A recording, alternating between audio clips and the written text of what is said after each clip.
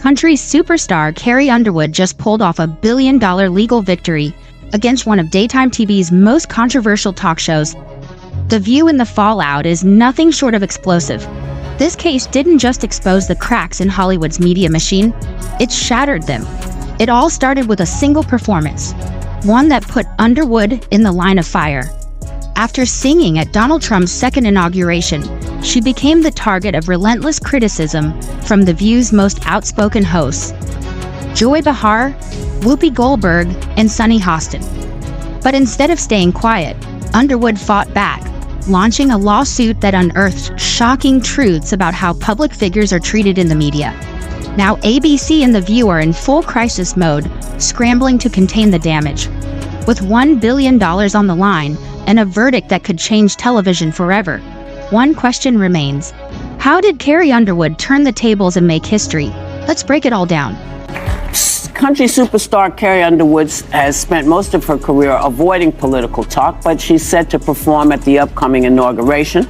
She said in a statement that she's doing it because the country must come together in the spirit of unity and look to the future. And lots of her fans aren't thrilled about it, but lots of her fans are.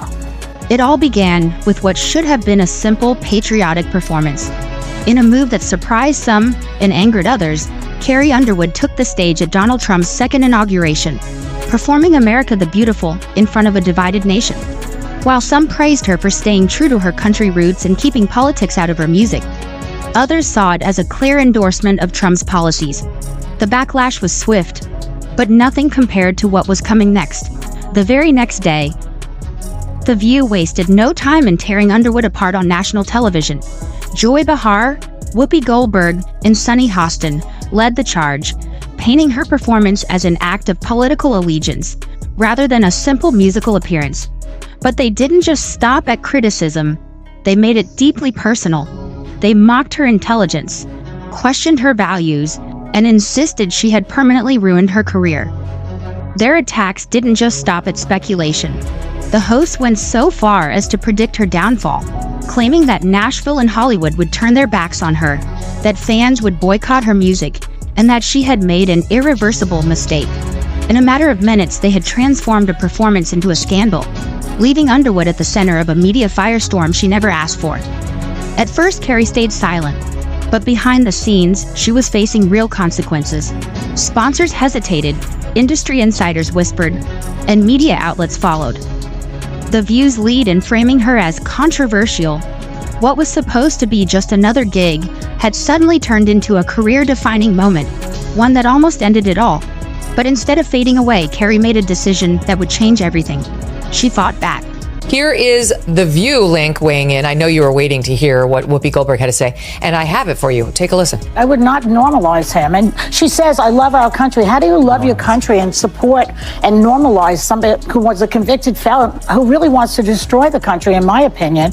I don't understand how you say you love your country at the same time as you normalize this convicted felon, which I can say now every day. I agree with you, Joy. I can't sing a lick, but I certainly, and I have not been asked, but if I were asked, it would be a hard no. Well, people do what they do for whatever reasons. It's like Joe and Mika. Yeah. They did what they did. They felt that's what they needed to do, and I got to stand behind them. If I believe I have the right to make up my mind to go perform someplace, I believe they have the same right. Of course. And so That's I have true. to. I have to support. Of course, she has the right to do it. What an inane point to bring them all together. Like, what?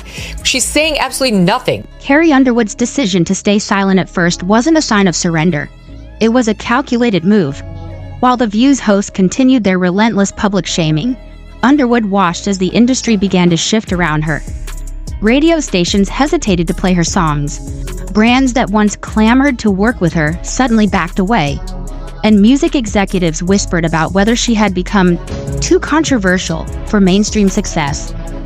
The narrative pushed by The View was spreading like wildfire, and the damage to her career was becoming undeniable. But it wasn't just about Carrie.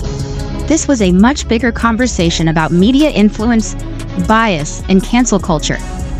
Fans were divided, with some standing by her side and others distancing themselves.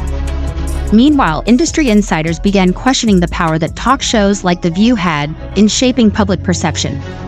Was this just a case of harsh political criticism, or was this a coordinated media takedown designed to destroy a public figure for ratings? Then came the bombshell. Leaked internal emails from ABC executives. These messages obtained during the lawsuit revealed that network higher-ups had actively encouraged the smear campaign against Underwood. Not for journalistic integrity, but for engagement and controversy. According to the lawsuit, the show's producers knew that targeting a high-profile conservative-leaning artist would generate headlines, spark social media outrage, and ultimately boost their ratings. As these revelations surfaced, the conversation shifted from Carrie's alleged mistake to The View's credibility. Industry professionals, legal analysts, and even rival talk shows began questioning how much influence networks should have in deciding who gets canceled and who gets a platform. What started as an attack on Carrie Underwood was now a full-blown scandal for ABC and The View. And as public scrutiny intensified, Carrie was quietly preparing her next move, one that no one saw coming. I personally hope we're moving beyond the era of politics where we want to cancel people's livelihoods because we don't like their politics. And whether it was the Dixie Chicks for criticizing George Bush, didn't agree with it then, and Carrie Underwood, if you have a problem, you register your complaint by not downloading her songs and not going to her shows. Right. But I also think from a business standpoint, it's not a bad decision for Carrie Underwood. 75 million people voted for Trump. Artists tend to skew left-leaning. So as the media storm around Carrie Underwood raged on, one thing became clear. This wasn't just about a celebrity spat. It was a battle for control over public narratives and media ethics.